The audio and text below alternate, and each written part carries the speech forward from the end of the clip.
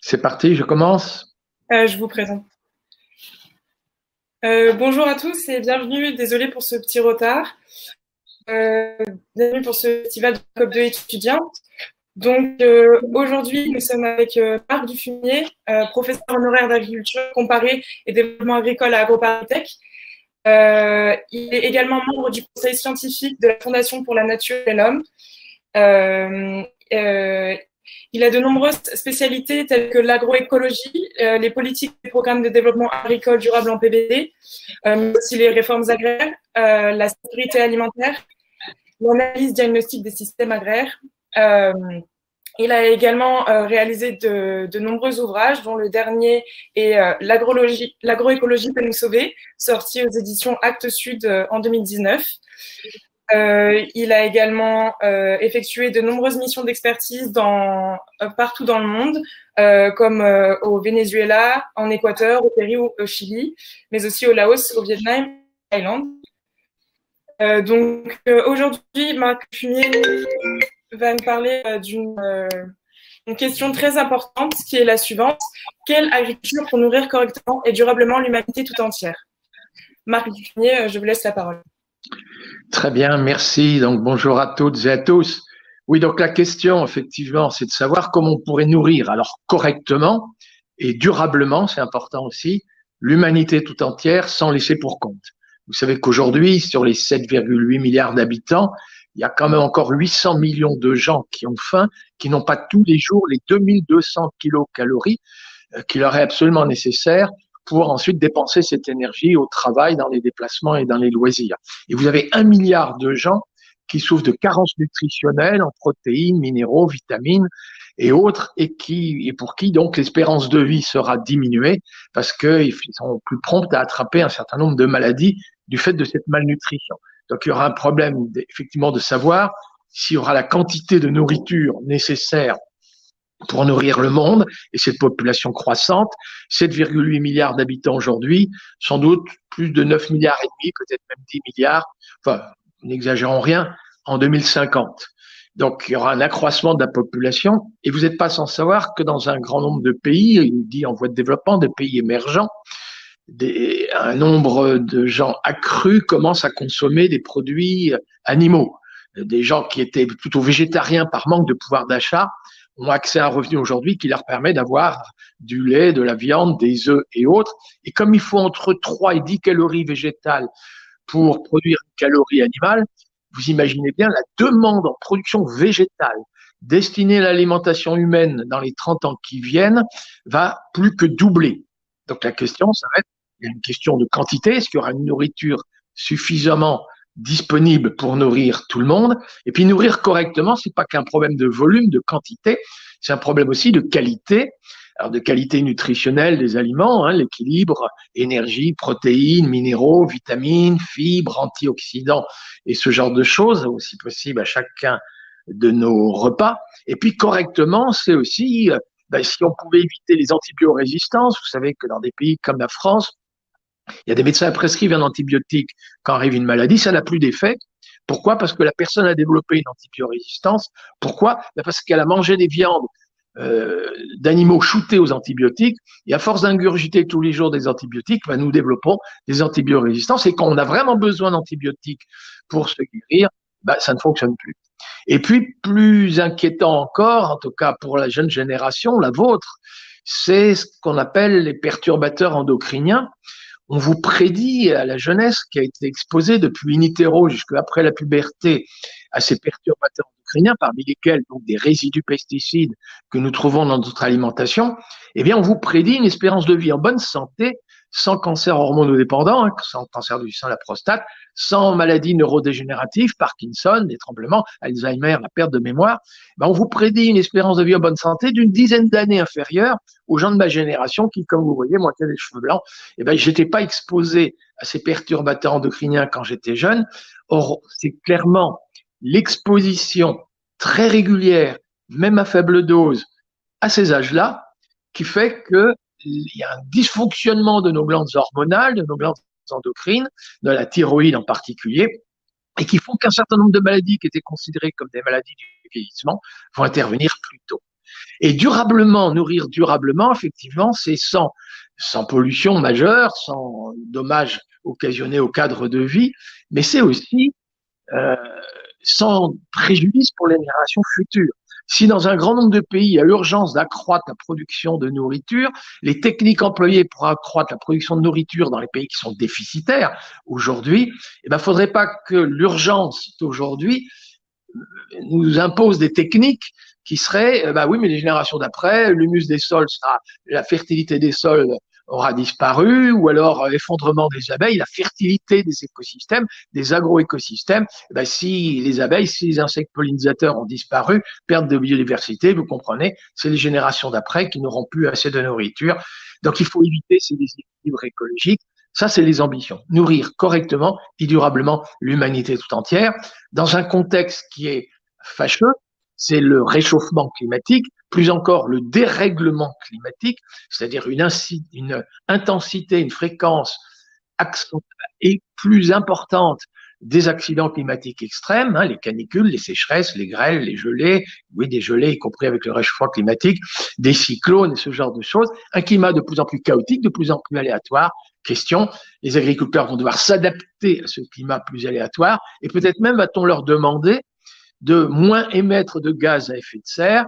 À l'échelle mondiale, vous savez, c'est le gaz carbonique, c'est la déforestation pour l'essentiel à l'échelle mondiale, mais c'est aussi un peu dans notre pays un excès de labour, le carbone de l'humus des sols qui retourne à l'état de gaz carbonique parce que trop oxygéné, c'est le méthane, les rots des ruminants, et puis le méthane éventuellement des rizières, mais aussi des marais, et c'est le protoxyde d'azote dont on parle beaucoup moins, qui est en troisième position dans les gaz à effet de serre, parce que la contribution de l'agriculture au réchauffement climatique, mais en France, c'est le gaz qui est en première position.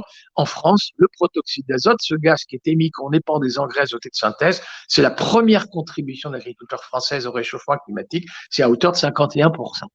Voilà, donc nourrir correctement et durablement l'humanité tout entière dans un contexte de plus en plus chaotique avec des exigences environnementales et sans préjudice pour les générations futures.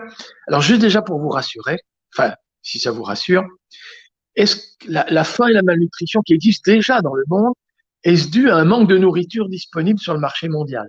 La réponse est catégorique, non. Il y a excédent de nourriture disponible par rapport aux besoins de la population aujourd'hui dans le monde. Pour nourrir correctement un habitant, il faut produire de l'ordre de 200 kilos de céréales par habitant et par an, sachant qu'une partie, ou d'équivalent, céréales, les pommes de terre, le manioc, l'igname, la banane plantain, sachant qu'une partie de cette production végétale pourrait servir à nourrir des animaux qui eux-mêmes serviront à nourrir les humains, mais c'est de l'ordre de 200 kilos de céréales ou d'équivalent céréales par habitant et par an. Et la production mondiale, elle est déjà de 330. Donc il y a bien excédent. Alors pourquoi il y a des gens qui ont faim? Vous imaginez bien, si ce n'est pas un problème de manque de nourriture disponible, c'est d'abord un problème de revenus. Les gens n'ont pas le pouvoir d'achat disponible pour acheter une nourriture qui pourtant existe. C'est vrai chez nous. Les gens qui fréquentent les restaurants du cœur et les banques alimentaires, c'est pas parce que la France ne produit pas assez, si je parle là pour les Français. Mais c'est vrai au Brésil. Les gens qui sont dans les bidonvilles, alors que le Brésil exporte son maïs, exporte son soja, exporte sa viande. Vous avez au Brésil, en proportion, évidemment, un nombre de gens qui souffrent de la faim et de la malnutrition bien supérieur à ce qu'on peut rencontrer en Europe de l'Ouest. Eh bien, écoutez, ça n'a rien à voir avec un manque de nourriture au Brésil, qui l'exporte, mais c'est que le maïs et le soja servent à nourrir des cochons, parfois même le soja importé en France pour nourrir des cochons. Nos cochons sont plus riches, enfin, les usines d'aliments du bétail qui contribuent à nourrir nos cochons sont plus riches, plus solvables que des pauvres Brésiliens qui, éventuellement désherbés, ont été remplacés par du glyphosate, se retrouvent aujourd'hui dans les bidonvilles et n'ont pas le pouvoir d'achat, n'ont pas l'emploi, n'ont pas le pouvoir d'achat pour acheter de nourriture disponible. Mais c'est vrai aussi dans un grand nombre de pays déficitaires qui ont spécialisé leur agriculture peut-être vers le café, le cacao, la vanille et ce genre de choses, et qui, avec les revenus de ces produits tropicaux destinés à l'exportation vers les pays tempérés, et bien avec ces revenus-là, ils n'ont pas les moyens d'acheter une nourriture qui pourtant est pléthorique. Et l'excédent, quand je vous disais 330 kilos, alors que les besoins ne sont que de 200 kilos, même si je conviens, 200 kilos, c'est une nourriture modeste, mais saine, sans déséquilibre alimentaire aucun, y compris avec des protéines animales. Et ben, qu'est-ce qu'on fait des 130 kilos excédentaires? Ben vous le savez, ça nourrit les cochons, ça nourrit des volailles, ça éventuellement des tourteaux de soja pour nourrir aussi des ruminants. Ça donne à boire à des voitures et des avions. C'est-à-dire que vous avez de la nourriture qui échappe à des populations pauvres, mais qui servira à fabriquer des agrocarburants pour nourrir, pour donner à boire à des moteurs. Et puis, vous savez aussi, il y a des gens, effectivement, qui gaspillent, qui ont acheté, des gens riches, qui ont acheté une nourriture qui échappe à des pauvres. Ils avaient mis dans le frigo, la date de péremption est passée, ils ont jeté à la poubelle. C'est le gaspillage. Il y a aussi beaucoup de nourriture dans les pays dits en voie de développement. Il y a beaucoup de nourriture qui échappe dans les modes de conservation post-récolte. Mais en tout cas, sachez qu'en termes de nourriture disponible aujourd'hui sur le marché mondial, il y a pléthore de nourriture, mais le vrai problème, c'est la distribution des revenus à l'échelle mondiale. Et là, le problème, il est que quand même, entre les 2 tiers et les 3 quarts des gens qui souffrent de faim et de malnutrition sont des paysans. Ce sont des paysans qui n'ont pas des revenus suffisants pour acheter de quoi manger, s'ils produisent du café, du cacao, ou qui n'ont pas de revenus suffisants pour équiper leur ferme pour produire davantage de nourriture et nourrir leur propre famille. Vous avez encore aujourd'hui près d'1 milliard d'agriculteurs au monde qui ont que des outils manuels, peut-être même quelques outils attelés, mais qui sont limités par le travail à la main, telle cette femme qui repique du riz à la main, le dos courbé dans les rizières d'Asie du Sud-Est. Et ces gens n'ont pas de revenus suffisants, leur productivité est effectivement insuffisante pour produire assez pour de quoi donner manger à la famille ou pour acheter de quoi manger. Alors, évidemment, la question, redistribution des revenus à l'échelle internationale, c'est comment faire en sorte que là-bas, les paysans puissent accroître leurs revenus. Ben, figurez-vous, premier élément, il nous faudrait cesser de vouloir à tout prix exporter, je parle là pour la France par exemple, nos suppléments de blé, nos suppléments de poudre de lait, nos suppléments de viande, et ce genre de choses, nos produits bas de gamme que nous exportons vers les pays du Sud, que l'on qualifiait du tiers-monde autrefois, contribuent avec des agriculteurs qui, vous le savez, sont subventionnés, et ben, on dira dumping, et ben, contribuent à la faillite de fermes de gens qui travaillent à la main, c'est-à-dire que notre blé vient concurrencer le mil, le sorgho, le quinoa des populations des pays du Sud, notre poudre de lait ben effectivement, entretient la faillite, de gens qui produisaient du lait éventuellement aux abords de Dakar. Et c'est pareil pour nos poulets bas de gamme qui ruinent les basses-cours dans les pays du Sud. Donc déjà, l'idée que les pays excédentaires devraient exporter vers les pays déficitaires leur excédent de nourriture, et y compris, quitte à ce que nous subventionnons nos agriculteurs pour pouvoir vendre ces produits au prix du marché international, à un prix inférieur à ceux pour lesquels nos agriculteurs sont rémunérés, eh bien, il nous faudrait cesser ça. Ce serait déjà une première, d'autoriser les pays du Sud à se protéger de l'importation de nos produits bas de gamme exportés à vil prix, parce que produits avec des machines, produits avec des fertilisants, produits avec des quantités de choses, productivité du travail très élevée, effectivement. On arrive dans nos pays agriculteurs industriels à produire à bas coût monétaire.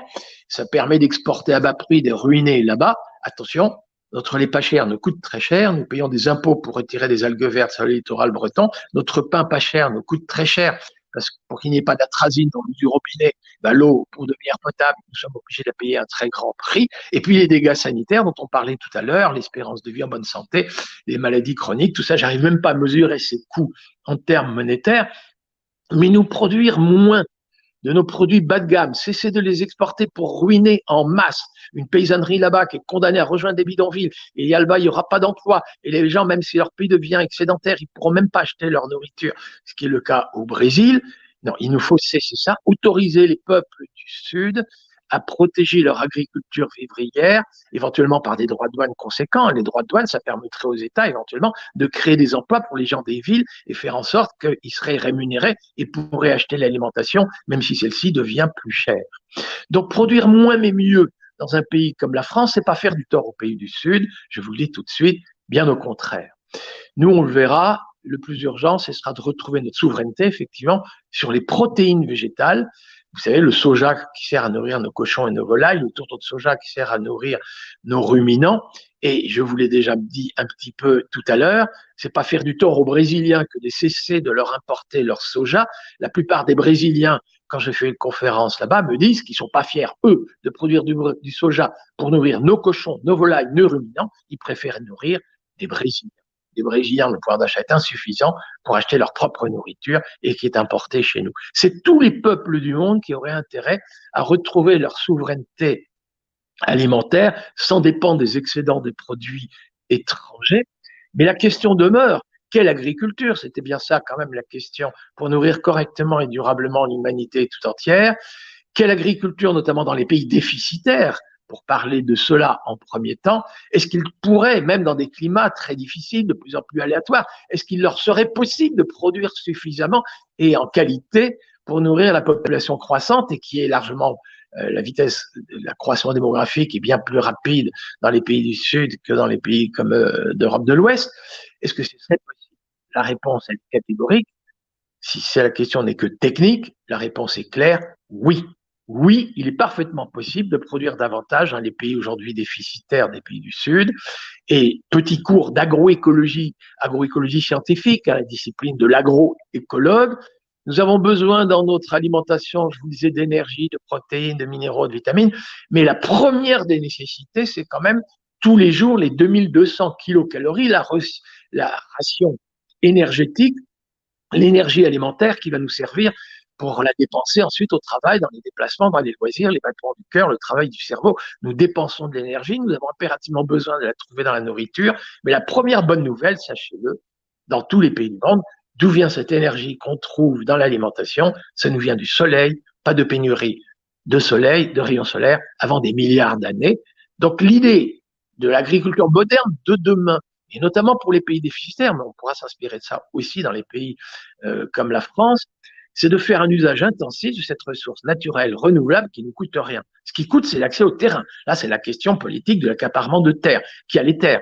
Mais une fois qu'on a une parcelle, faire en sorte que tous les rayons du soleil tombent sur des feuilles vertes et des plantes qui, avec ces feuilles vertes, sont capables de transformer l'énergie solaire en énergie alimentaire. Nous appelons ça photosynthèse. Les feuilles vertes, par contre, ça, c'est indispensable.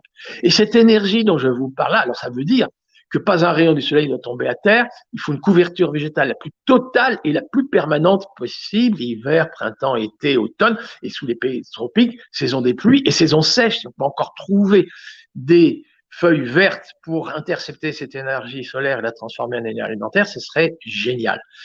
Alors vous imaginez bien, la question c'est ces feuilles vertes, une feuille morte n'est pas capable d'exercer la photosynthèse. Oui, il faut que la plante soit suffisamment alimentée en eau, parce que l'énergie dont on parle là, c'est du sucre, c'est de l'amidon, c'est des huiles, des lipides, ce sont des hydrates de carbone. La plante a impérativement besoin d'intercepter du carbone pour fabriquer ces hydrates de carbone. Mais où la plante trouve-t-elle ce carbone? Figurez-vous, c'est dans le gaz carbonique de l'atmosphère. Alors là, la question, y a-t-il pénurie annoncée de gaz carbonique dans l'atmosphère? Je vous vois déjà sourire. La réponse est non. Il y a pléthore de gaz carbonique dans l'atmosphère. C'est un gaz à effet de serre. Alors, faire un usage intensif à l'hectare, pas seulement des rayons du soleil, mais de ce gaz carbonique. La plante va prendre le carbone, va libérer l'oxygène. Ça n'a jamais fait de mal à nos poumons. Et avec ce carbone, fabriquer le sucre, fabriquer l'amidon, fabriquer les lipides, peut-être même des pailles, des racines qui, après récolte, quand ça va se décomposer, va fabriquer du humus dans les sols, séquestrer du carbone dans les sols. Vous l'avez compris, je suis pour une agriculture intensive, dans le sens usage intensif des rayons du solaire renouvelables et gratuits, du gaz carbonique pléthorique. Je suis même pour payer les services environnementaux procurés par nos agriculteurs qui séquestraient du carbone dans l'humus des sols. Et évidemment, par contre, la difficulté, il faut quand même que le gaz carbonique rentre dans la plante. Le gaz carbonique rentre dans la plante par des petits trous. C'est les petits trous par lesquels la plante transpire. Et le problème, il est là, c'est que la plante, elle transpire quand il fait chaud, quand il fait sec, elle est comme nous. Hein. Plus il fait chaud, plus il fait sec, plus il y a du vent, plus elle transpire. Mais en plus, cette plante, elle a cette capacité que nous n'avons pas, c'est que quand elle n'a pas d'eau assez à boire dans le sol, si elle ne trouve pas assez d'eau à boire, eh ben pour ne pas se déshydrater, elle arrête de transpirer, ce que nous, on ne sait pas faire. Nous, plus il fait chaud, plus il faut boire, sinon on se déshydrate. Eh ben elle arrête de se déshydrater en cessant de transpirer. Elle ferme les orifices par lesquels elle était capable de transpirer. Sauf qu'elle vient fermer les orifices par lesquels rentrait le gaz carbonique et ressortait l'oxygène. Donc vous l'avez compris, un maïs, par exemple, les rayons de soleil qui tombent à terre l'hiver, c'est pas génial. Avril-mai, pardon, le maïs est semé, mais entre les rangées de maïs, les rayons de soleil tombent encore à terre. Et puis au mois d'août, quand enfin les feuilles de maïs recouvrent la totalité du sol, les feuilles, écoutez, c'est désolé, au mois d'août, il pleut pas assez, le maïs n'a pas assez d'eau, arrête de transpirer, ferme les orifices et du coup arrête la photosynthèse, alors que justement le climat est enfin parfaitement ensoleillé et que le maïs recouvre la totalité des surfaces. Ça s'appelle avoir tout faux. Alors vous allez me dire, on va irriguer le maïs. Ah oui, mais alors du coup, est-ce qu'on va chercher l'eau dans la nappe phréatique? C'est pas génial. Est-ce qu'on va pomper dans la rivière et il y aura plus de poissons au moment de l'étiage? C'est pas génial. Donc oui, il faut, évidemment, vous l'avez compris, emmagasiner le maximum d'eau de pluie dans les sols, c'est celle-là qui ne coûte rien, mais on sait qu'avec le réchauffement climatique, le dérèglement climatique, l'eau, la distribution spatiale et temporelle va devenir de plus en plus aléatoire. Ça, c'est clair, il nous faut impérativement emmagasiner le maximum d'eau de pluie. Rien ne doit ruisseler, on va mettre des barrières en ruissellement, on va remettre des haies pour que ça ne descende pas, inonde pas l'eau dans les vallées.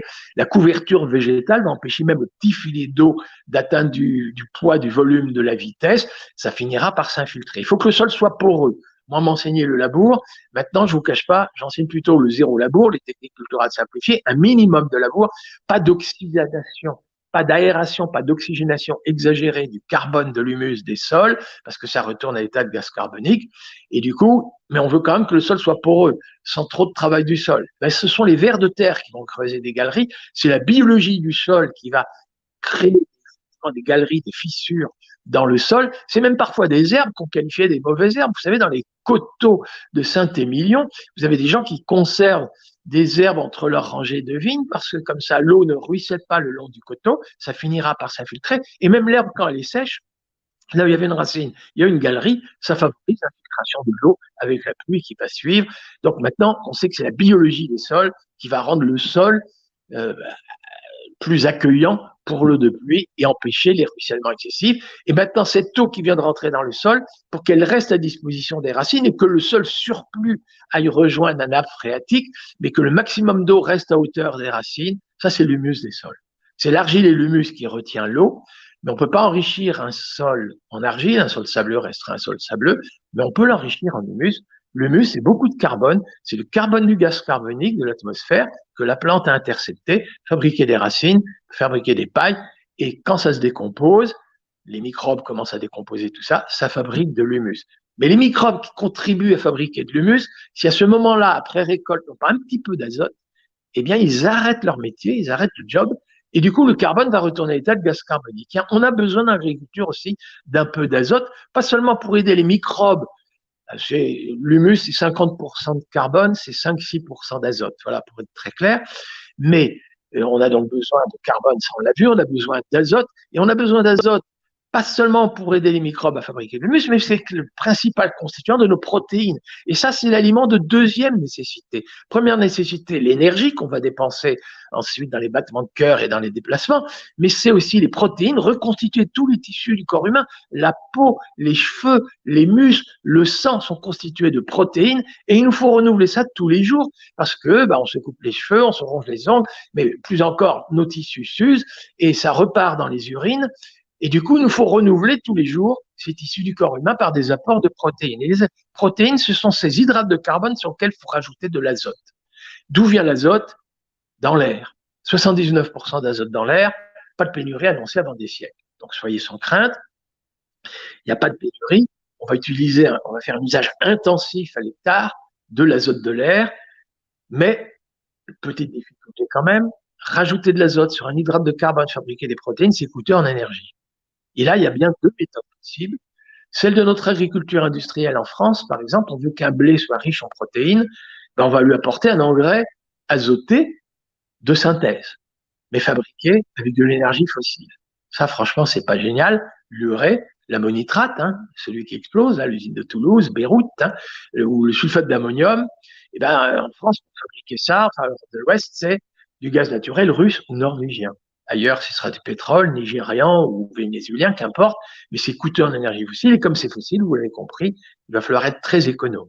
Donc ça, les engrais azotés de synthèse, considérer que c'est désuet, le plus vite possible, il faudra arrêter ce type de pratique. Existe-t-il une alternative? La réponse est oui. Et tous les agriculteurs du monde entier connaissent l'alternative. Ce sont des plantes, on les appelle des légumineuses. Des plantes de l'ordre des légumineuses sont capables, c'est des microbes qui les aident à faire ça, c'est des microbes qui s'incrustent dans la racine de la plante, utilisent l'énergie de la photosynthèse de la plante, donc c'est origine énergie solaire, hein, puisque c'est des sucres issus de la photosynthèse, et avec cette énergie-là, eh bien les microbes sont capables de proliférer, de se nourrir eux-mêmes, d'intercepter l'azote de l'air, de fabriquer les premiers éléments des protéines que nous appelons acides aminés, et refiler ça à la plante dont ils ont tiré l'énergie, la légumineuse. Alors la légumineuse, hein, ça peut être du trèfle, du sainfoin, du lotier, de la luzerne pour nourrir des ruminants. Ça peut être du soja, ça peut être du lupin, ça peut être de la févrole, du pois fourragé pour nourrir des cochons et des volailles. Et pour nous, humains, n'oubliez pas, ça peut être des lentilles, des haricots, des pois chiches, des petits pois, des légumes secs riches en fibres, moins de cancer du côlon. Ben écoutez, oui, la solution, c'est qu'effectivement, dans tous les pays du monde, dans les associations de culture, donc couverture végétale maximale par des associations de culture. Par exemple, en France, je connais des agriculteurs, ils mettent des lentillons, des espèces de lentilles entre leurs rangées de blé. Donc, pas un rayon du soleil tombe à terre parce que les rayons du soleil ne sont pas tombés sur les feuilles de blé, tombent sur les feuilles de lentillons. Mais le lentillon, c'est une légumineuse. Et du coup, après récolte, alors on récolte le même jour, moissonneuse batteuse, après on sépare les grains, bien sûr, mais après récolte, ben vous avez la racine du blé riche en carbone, vous avez la racine du lentillon riche en azote, et là les microbes trouvent le carbone du blé, trouvent l'azote du lentillon, et vous fabriquez de l'humus, bon dosage carbone-azote, sans même qu'on ait à mettre du fumier. Et pourtant, je suis un ardent défenseur du fumier, parce que le fumier, c'est l'azote de l'urine, et c'est le carbone de la paille, la litière des animaux, qui fabrique du fumier, et on remet ça dans le sol, ça vous refabrique de l'humus, et l'humus, ça retient l'eau dans les sols, c'est ce qui va faire en sorte que la plante pourra transpirer plus longtemps, on allongera la photosynthèse.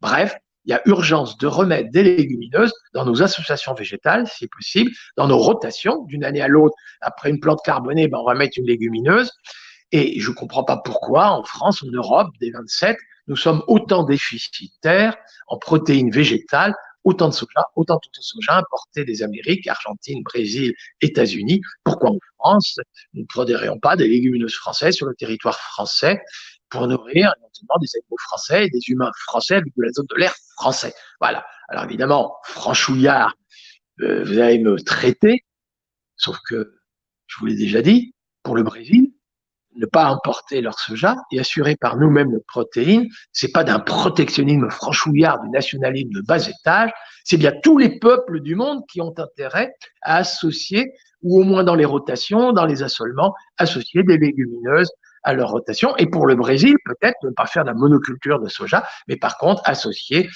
ou avec des rotations des céréales, des tubercules avec leurs légumineuses.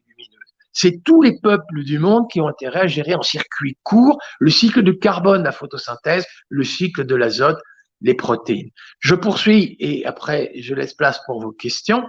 On a besoin de minéraux et là c'est vrai, les minéraux, c'est évidemment le calcium. Alors là, pas de pénurie, il y a des falaises calcaires, mais c'est le calcium, c'est le potassium, c'est le phosphore, c'est des oligo-éléments dont nous avons impérativement besoin. Et c'est vrai que plus on en prend dans notre nourriture, plus il faut envisager d'en remettre dans le sol. Et là, il n'y a pas de perspective de pénurie pour le calcium, le potassium, mais pour le phosphore, oui. Là, la perspective d'ici 3-4 décennies, c'est votre génération, vous les jeunes, hein, qui allez vivre ça. Eh bien, d'ores et déjà, les coûts des engrais phosphatés, ce coût s'accroît bien plus vite que l'inflation moyenne, parce que les pays qui ont des mines de phosphate font payer très cher cette perspective de pénurie, à savoir que d'ici 3-4 décennies, le coût d'exploration et d'exploitation de nouvelles mines de phosphate va devenir hyper coûteux. Donc il faudrait être très économe, mais la plante a impérativement besoin de ces éléments minéraux. Nous, on a impérativement besoin de ces éléments minéraux dans notre alimentation. Et la question, elle est alors comment ne pas gaspiller? Ça, j'allais envie de vous dire, c'est un peu comme pour l'azote de nos urines, le phosphore aussi, si on pouvait le récupérer, ce serait bien. Alors déjà, pour les élevages, on l'a un petit peu vu, l'idée c'est de fabriquer du fumier, non pas du lisier ou qui fertilisent les algues vertes du littoral breton avec l'azote et le phosphore des urines des animaux. Mais on va piéger ça dans la paille, fumier, et hop, on remet ça dans le sol. Pour les effluents humains, c'est un peu plus compliqué, c'est les boues d'épuration. Dans les boues d'épuration, les eaux usées, ben effectivement, on peut trouver tous ces éléments, mais le problème, c'est qu'on peut trouver, si ça a été mélangé avec des eaux usées industrielles, ben du cadmium, du plomb, du mercure, des métaux lourds. Ça, je vous déconseille de fertiliser avec ça. Mais enfin, on peut récupérer déjà comme les effluents d'élevage. C'est économie circulaire de dernière minute, j'en conviens, mais est-ce qu'on pourrait trouver du phosphore ailleurs que dans les mines de phosphate? La réponse est quand même oui. Est-ce qu'on peut en trouver beaucoup? La réponse est quand même oui, mais c'est que c'est à faible dose dans la roche-mère, le granit, le grès, le schiste en sous-sol. Et réduire cette roche, alors là, il y a des kilomètres, mais la réduire en poudre fine pour que ce soit assimilable par la plante, ce serait très coûteux en énergie. Tant qu'on dépend d'énergie fossile, oubliez, je suis pas sûr que votre génération, vous verrez cette possibilité-là. Mais par contre, quand même, la roche-mère en sous-sol est altérée tous les jours, elle libère des éléments minéraux, mais c'est pas accessible à une racine de blé qui est pas assez profonde, ni à une racine de sorgho, ni à une racine de quinoa, ni même de luzerne.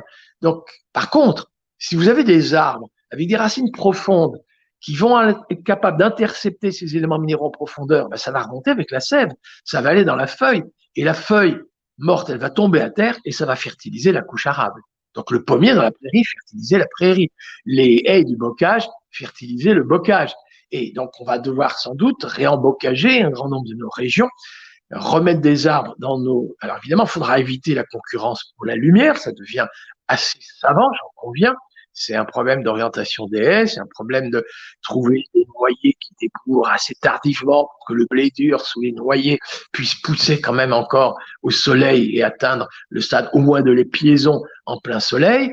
Donc il y a un problème de gestion de la lumière et un problème aussi de gestion de l'eau pour que les racines n'explorent pas les mêmes strates du sol, pas les mêmes profondeurs. Mais oui, l'agroforesterie, les cultures sous parc arboré, le réembocagement sont des voies d'avenir, et pas seulement pour faire brise-vent, pas seulement pour empêcher l'eau de ruisseler, inonder les vallées par en bas, mais aussi ça peut jouer un rôle fertilitaire. Et d'ores et déjà, vous avez des agriculteurs qui, avec les hautes tiges de leur haie, font du bois raméal fragmenté, coupent les rameaux en petits fragments et fertilisent leur sol avec ça, avec des éléments minéraux qui ont été cherchés en profondeur et qui sont restitués à la surface. Mais plus encore et plus moderne encore, c'est des champignons, vous connaissez la truffe, on les appelle champignons mycorhiziens, qui s'incrustent dans la racine, un peu comme la truffe, ça c'est pour les gourmets, mais un grand nombre de ces champignons qu'on qualifie de champignons mycorhiziens sont capables de s'incruster dans la racine de la plante, y compris la racine de l'arbre, utilisent évidemment l'énergie, les glucides, les sucres synthétisés par la photosynthèse de la plante et développent un mycélium, vous savez, un peu comme un moisi, très très fin, et là, ces champignons, avec leur mycélium très fin, sont capables de s'incruster dans les argiles et de débusquer dans les argiles des éléments minéraux que la plante ne parvenait pas à retirer. La plante, même avec ses racines les plus fines, n'arrivait pas à extraire ces éléments minéraux coincés dans les argiles, dans les sites internes de l'argile. Les champignons mycorhiziens, eux, tellement fins, ils sont capables de les extraire et refiler ça à la plante dont vous avez l'énergie. C'est une autre synergie. Je parlais de l'azote tout à l'heure pour fabriquer des protéines. Maintenant, c'est les champignons mycorhiziens pour effectivement débusquer les minéraux et les restituer à la plante. Et là, je vais vous dire, vous en avez pour 3-4 générations. Soyez sans crainte.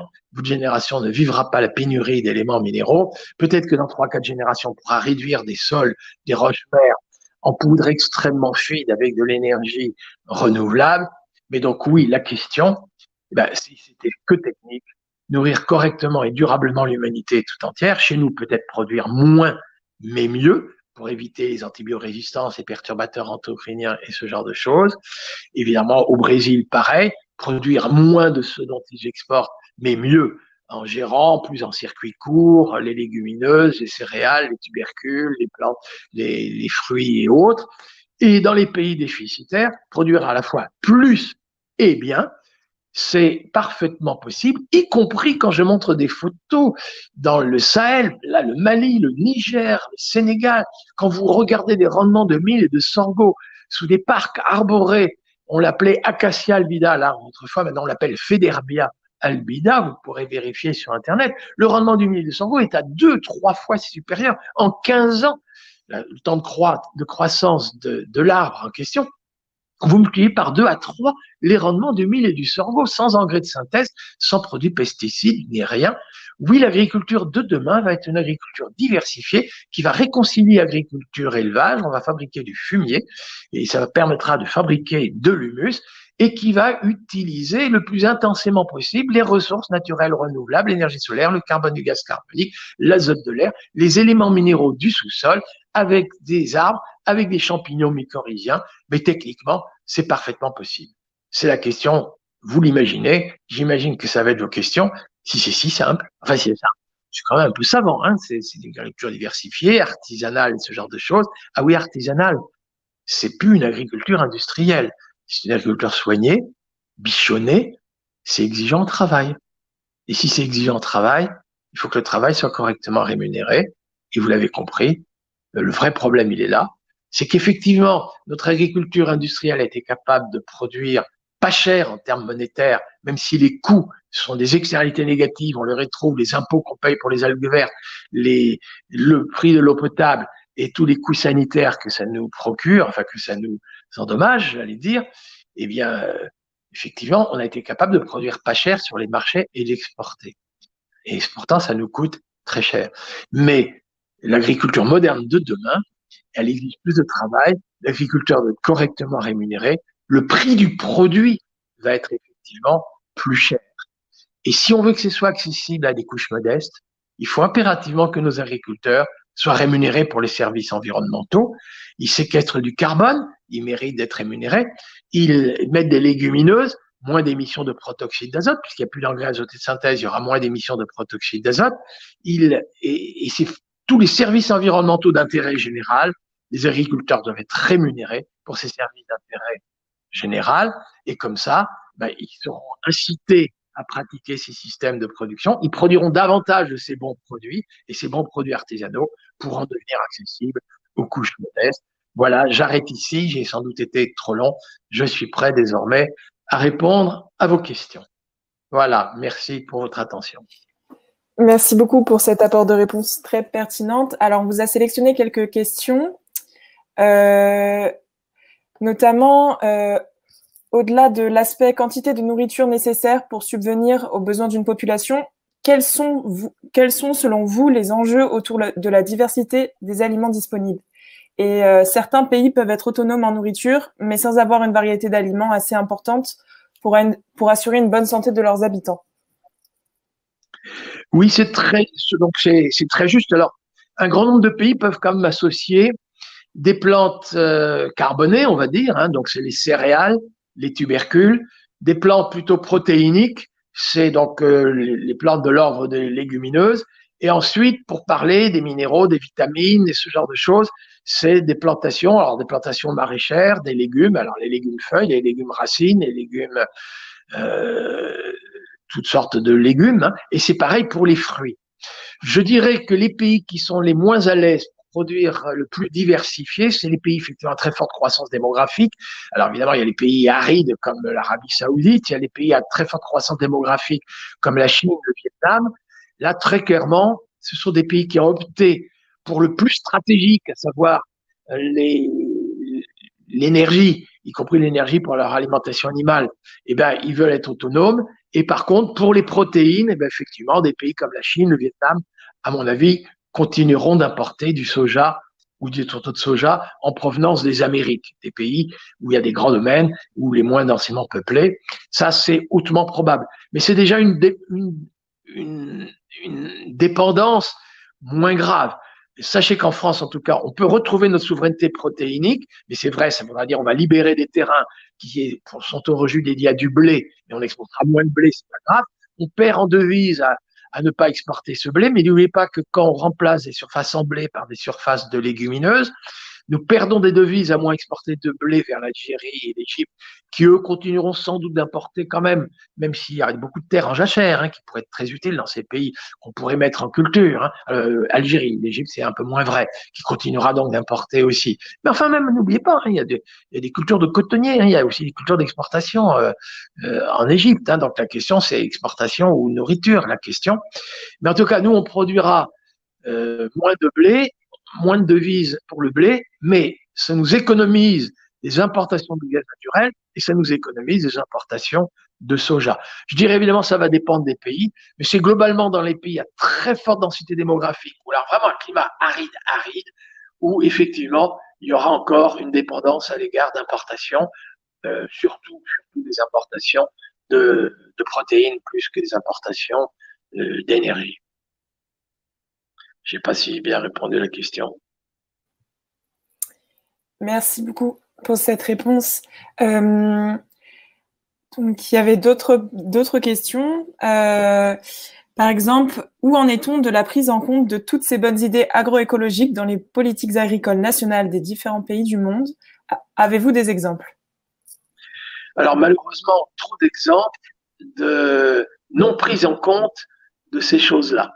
Alors, peut-être, vous l'avez compris, quand d'ailleurs vous dites dans les divers pays du monde, c'est évidemment ça peut être chez nous, comme au Brésil, comme au Niger, dans des pays très différents. Alors, c'est clair, ça, c'est des accords internationaux. Les accords internationaux de libre-échange, jusqu'à présent, contribuaient à vanter la spécialisation selon les avantages comparatifs, disaient à des pays du Sud, écoutez, vous n'avez pas d'avantage, vous ne pouvez pas être compétitif pour les céréales, les tubercules et ce genre de choses, faites plutôt des productions tropicales que vous exporterez vers les pays tempérés qui, eux, n'ont aucun avantage pour produire de la banane, du café et du cacao. Donc, spécialisation sur les avantages comparatifs, que tous les pays ouvrent leurs frontières aux importations de produits agricoles en provenance de l'étranger, et on se spécialise vers ce pourquoi on a le plus d'avantages relatifs ou le moins de désavantages relatifs. Et maintenant, vous l'avez compris, la faim et la malnutrition, elle existe aussi chez les pays qui se sont trop spécialisés, café, cacao, vanille et ce genre de choses, qui sont certes en concurrence entre eux, entre gens qui travaillent qu'à la main, mais en surproduction, les prix se sont effondrés. Et évidemment, du jour au lendemain, les gens n'ont pas arraché un caféier parce que les prix du café se sont effondrés et ne dégagent pas des revenus pour acheter de quoi nourrir. Alors, et chez nous, pareil, vous savez, cette dépendance à l'égard des protéines et un excédent de produits bas de gamme, c'est franchement pas génial. C'est la politique agricole commune qui devrait effectivement aujourd'hui cesser de subventionner des agriculteurs qui exportent des produits bas de gamme et contribuent à ruiner les agriculteurs du Sud, et nous, utiliser ces aides qu'on dit aux agriculteurs, c'est la réforme de la politique agricole commune qui est en cours aujourd'hui, qui se discute entre la Commission, entre les 27 États et le Parlement européen. On est à deux doigts de voter donc une nouvelle politique agricole commune qui malheureusement ne prend pas assez en compte le paiement des services environnementaux, néanmoins le mot, ça y est, et figure dans le texte en question, mais ça reste des aides conditionnées avec des mesures tatillonnes et ce genre de choses, alors que l'idée, ce serait de rémunérer correctement des agriculteurs par la voie contractuelle. Voilà une technique, dites-moi, quel est le coût de cette technique qui permettrait de séquestrer du carbone? À ce prix-là, top là, je vous paye. Vous remettez des légumineuses, dites-moi quel coût au plat, je vous paye.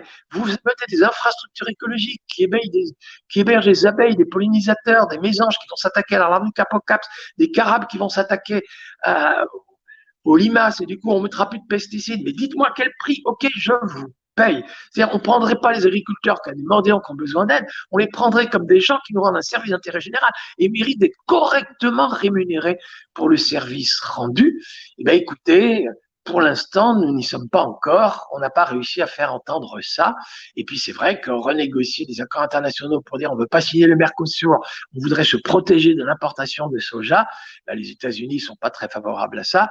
Le Brésil et l'Argentine, le peuple serait favorable à ça, mais leur gouvernement et les grands latifundiaires, les grands propriétaires qui exportent le soja, évidemment, exercent un lobby qui va contre ça. Alors, les pays qui iraient le plus dans le sens de ce que je vous dis, il n'y en a pas beaucoup, mais en Amérique latine, ce serait plutôt le Costa Rica, qui a réussi, tout en exportant du café, à avoir une relative autosuffisance vivrière. C'est des cultures associées, c'est souvent de l'agroforesterie, ça préserve l'environnement, et maintient le taux d'humus, il y a une grande biodiversité, donc il n'y a pas d'érosion de la biodiversité et ce genre de choses. C'est plutôt, mais le drame, voilà, c'est qu'on a vécu 30 années, 35 années d'un dogme qui s'appelait le libre-échange, la spécialisation, c'est avantages comparatifs, spécialiser vos agricultures. On n'a pas besoin d'avoir une agriculture diverse, alors qu'effectivement, l'agriculture moderne dont moi je vous ai parlé, c'est d'abord pour la résilience des revenus, diversifier, ne pas mettre tous ses œufs dans le même panier. S'il y a un accident extrême qui intervient sur une culture, eh ben, écoutez, il y aura d'autres revenus, d'autres cultures, d'autres élevages qui vont permettre, et on ne fera pas faillite, et on ne sera pas obligé de rejoindre des bidonvilles et de tomber au chômage. Donc, si vous voulez, la diversité, c'est à la fois la résilience des revenus, c'est la sécurisation des revenus, c'est la résilience des écosystèmes. Tous les écologues, pas seulement les agroécologues, mais tous les écologues vous disent qu'un écosystème diversifié, quand arrive un accident climatique extrême, ben, il récupère ses potentialités productives. Et c'est un peu ça que nous montrent des pays comme le Costa Rica quand on va sous les tropiques. Alors en Europe, ben, effectivement, les pays qui produisent le plus d'agriculture biologique, ben, c'est d'ailleurs, je vous signale, c'est l'Autriche. Mais pourquoi? Bah parce que dans ces pays montagneux, les zones handicapées, vous savez, en France, il y a un peu de ça aussi. C'est pas la Bretagne qui exporte de la poudre de lait qui est riche aujourd'hui. C'est le comté en zone difficile, mais parce qu'ils ont préservé un écosystème grâce à l'appellation d'origine protégée. Donc, oui, il y a quand même des pays ou au moins des régions qui pratiquent ce type d'agriculture. Et on découvre qu'aujourd'hui, c'est bien là où les paysanneries sont les moins, souffrent le moins, c'est là où il y a les moindres taux de suicide en tout cas, parce que vous êtes au courant quand même qu'un paysan breton, il a investi 3 robots de traite, on lui dit maintenant que la poudre de lait ça ne s'exporte pas, l'usine de déshydratation du lait à Carhaix en Bretagne, les Chinois se sont retirés, du coup la coopérative laitière a repris, ses comptes sont plombés, et maintenant on lui dit ta poudre de lait on l'achètera pour pas cher alors qu'il est extrêmement endetté. Enfin, vous comprenez qu'il y a quand même une vraie crise sociale dans l'agriculture française, mais je voudrais la raconter, c'est vrai au Brésil, c'est vrai au Niger. Non, il y a urgence de résoudre ça, mais les exemples, aujourd'hui, il y en a, fort heureusement, mais il y en a trop peu, c'est trop peu nombreux. Mais je citais par exemple le Niger, quand même, le rendement du mil et du sorgho sur les parcs des Fédéral Béalbila, c'est quand même des très beaux exemples, y compris dans des régions difficiles. Voilà, je ne sais pas si j'ai bien répondu à la question. Si, merci beaucoup pour cette réponse, Marc Dufunier. Il nous reste plus beaucoup de temps, alors je vais vous poser une question très rapidement parce qu'il va falloir qu'on. Oui, je vois. Voilà. Juste une petite question, à savoir, est-ce que la politique agricole commune, notamment celle qui se fait voter en ce moment, semble aller vers ces objectifs, maximiser un couvert végétal, une association et rotation plus longue? Alors, très honnêtement, moi, je suis très, très déçu par le texte qui se négocie en ce moment. C'est dramatique parce qu'au moment même où la nouvelle commissaire européenne parlait de Green New Deal, c'est-à-dire où Schmitt, vous savez, la jeune Suédoise, le réchauffement climatique, enfin une relative prise de conscience de l'opinion publique et aussi des autorités politiques, au moment même où elle annonçait le Green Deal et que nous étions en train de préparer la réforme de la politique agricole commune, je suis heureux de vous dire, on a repris le texte qui avait été préparé par l'ancienne commission. Et l'ancienne commission, elle était sur les dogmes que je présentais avant, le libre-échange, la performance économique, la compétitivité, point barre, la non prise en compte des externalités négatives. Et donc le texte aujourd'hui, qui reste encore, mais on ne négocie plus que des amendements à ce texte. Aujourd'hui, c'est le Parlement européen qui est le plus en avance sur la prise en compte y compris l'un des députés européens, Benoît Biteau, qui d'ailleurs lui-même est agriculteur. Alors il a un peu délaissé sa ferme, mais pas totalement d'ailleurs. Tout en étant député européen, Benoît Biteau, qui est un peu porteur de ça, il est quand même singulièrement déçu de voir que bien qu'il y ait des exemples, pas seulement sa ferme, mais il y a des exemples en France quand même, je connais même des associations végétales, la ferme de Chassagne en Charente et autres. Il y a quand même des lieux en France où on est capable de produire et de rémunérer correctement des agriculteurs en question. Eh bien, cette démonstration-là, pas seulement le discours scientifique que je vous ai fait, le cours d'agroécologie, comme un agroécologue, mais que déjà, il y a des gens qui pratiquent et c'est mis en œuvre et c'est efficace. Et c'est là où les revenus sont les plus résilients, pas forcément mirobolants, mais en tout cas les moins risqués et quand même souvent plus rémunérateur, en tout cas moins propice à entraîner les gens dans le suicide. Eh bien, cette démonstration-là, il essaye de la faire. C'est le Parlement européen qui est le plus à même de le défendre, mais néanmoins, au moment du vote, ils ont quand même voté le texte présenté par la Commission et qui était un texte présenté en fait par l'ancienne Commission. Ça, c'est quand même dramatique. Alors, je trouve que c'est très, très mal parti. Et je suis un peu désolé, vous voyez qu'il y a des manifestations en ce moment en France, d'agriculteurs, et vous découvrez d'ailleurs, si vous regardez bien les agriculteurs qui parlent, c'est pas les plus défavorisés, hein. C'est pas les éleveurs, hein. Vous découvrirez que les gens continuent à réclamer des aides, et des aides proportionnelles aux surfaces, et ne veulent plus de conditionnalité. Ce sont précisément les gens qui manifestent en ce moment-là dans la rue, là, enfin avec leurs tracteurs, pour dire on n'est pas d'accord avec la réforme de la PAC, c'est des gens qui souhaiteraient une PAC encore plus ancienne que celle-là. Mais il est clair que pour autant, celle qui est en préparation, là, elle est très, très insuffisante par rapport aux objectifs annoncés. Désolé. Merci. Oui, pardon. Merci beaucoup, Marc Duffimet. En tout cas, c'était très intéressant. Vous pouvez retrouver la conférence qui sera enregistrée. Donc, on va devoir passer aux conférences suivantes, mais merci à tous d'avoir été présents et je vous souhaite une très bonne journée. Voilà, merci pour votre attention.